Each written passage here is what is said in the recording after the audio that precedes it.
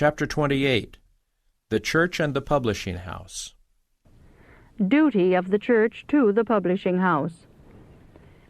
The members of a church within whose borders one of our publishing houses is situated are honored in having among them one of the Lord's special instrumentalities.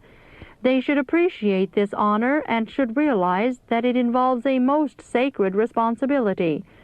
Their influence and example will go far in helping or hindering the institution in the accomplishment of its mission.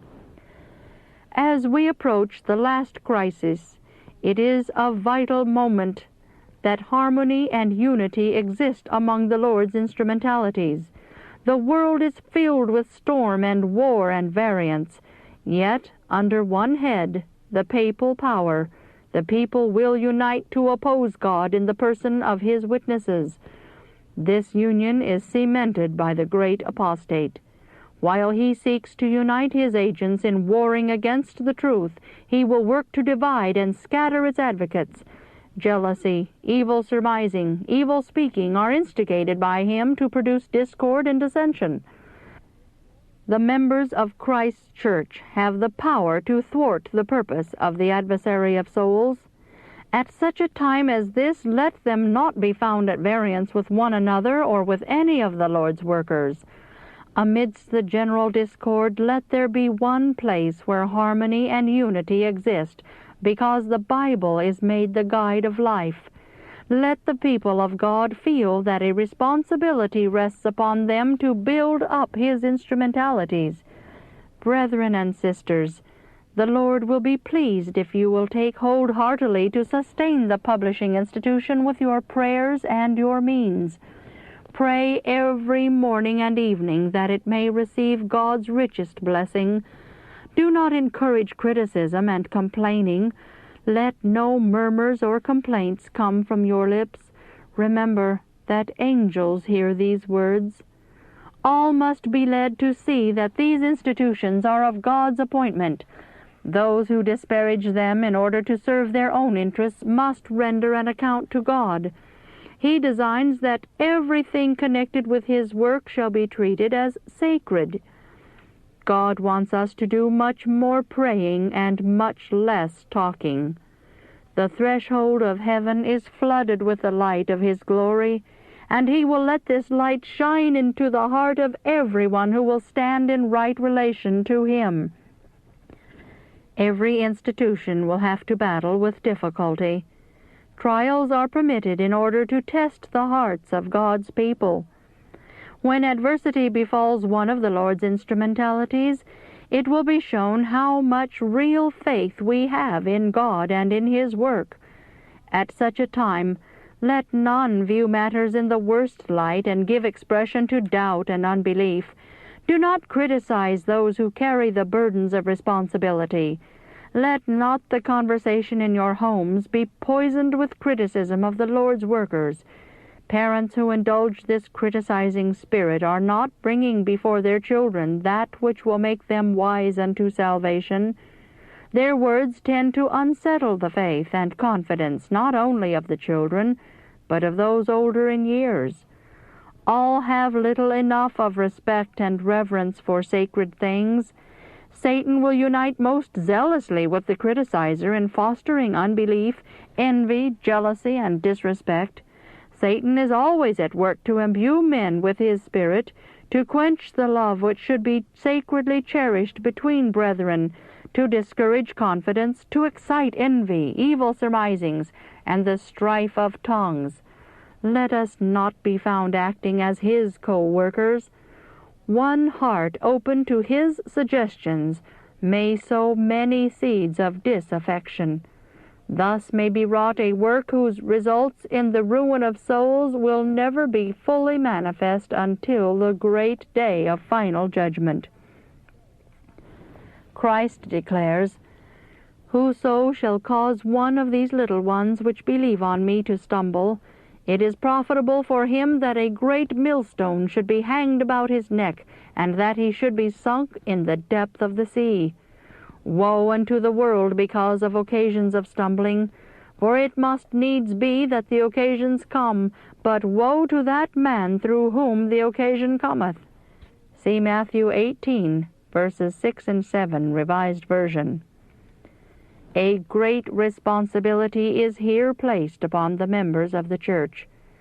Let them beware lest through inattention to the souls of those young in the faith, lest through sowing seeds of doubt and unbelief under the instigation of Satan, they be found guilty of the ruin of a soul.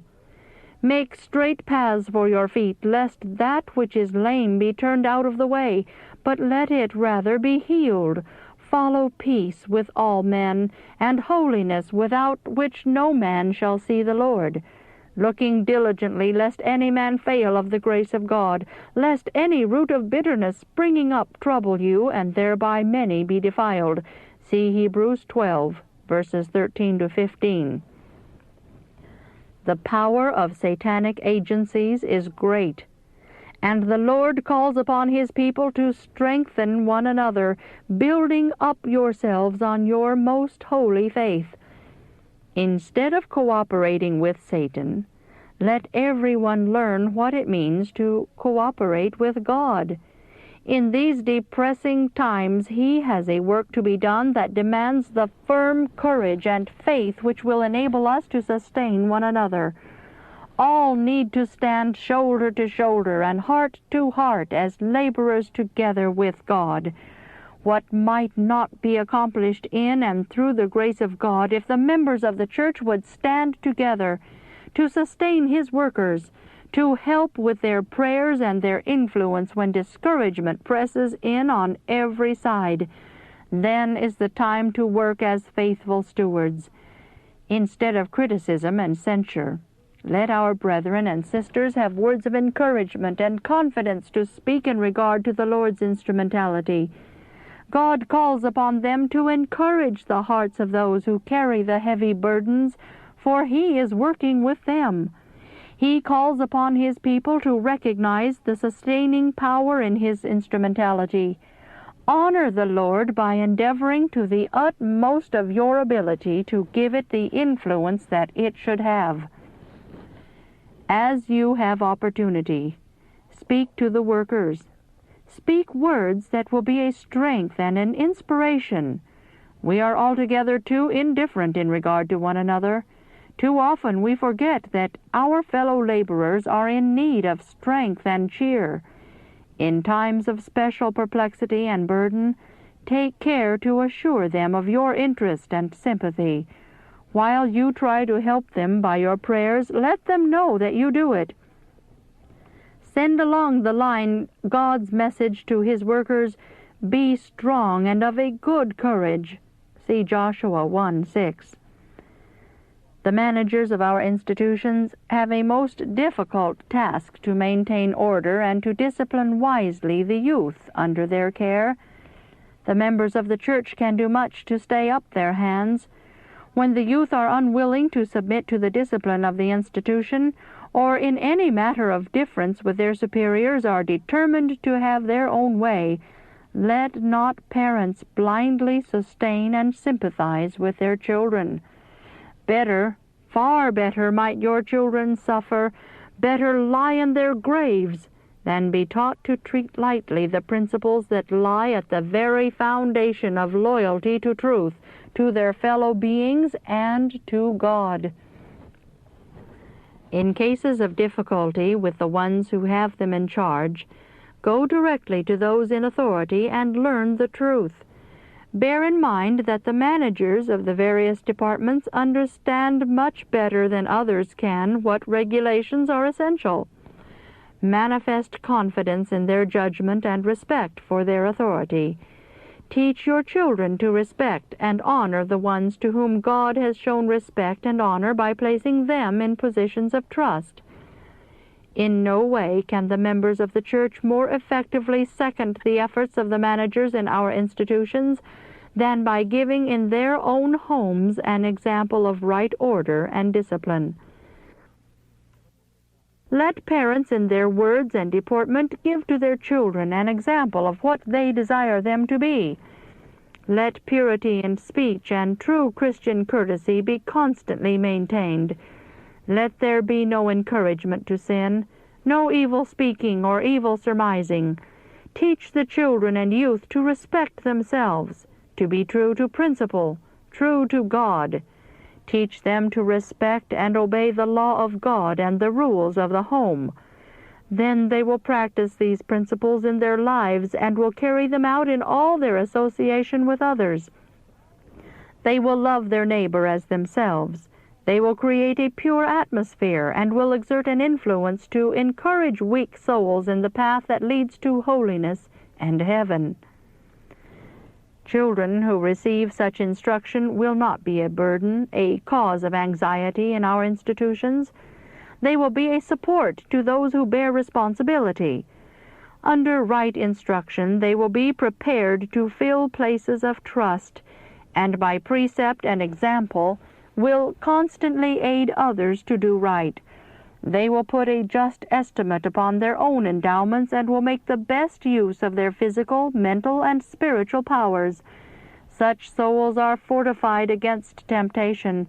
They are not easily overcome. With the blessing of God, such characters are light bearers.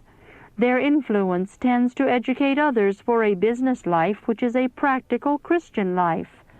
The members of the church, filled with God's love for souls and awake to their privileges and opportunities, may exert upon the youth in our institutions an influence for good that is beyond estimate. Their example of faithfulness in the home, in business, and in the church, their manifestation of social kindness and Christian courtesy, combined with a genuine interest for the youth's spiritual well-being, will go far towards shaping the characters of these youths for the service of God and their fellow men, both in this life and in the life to come.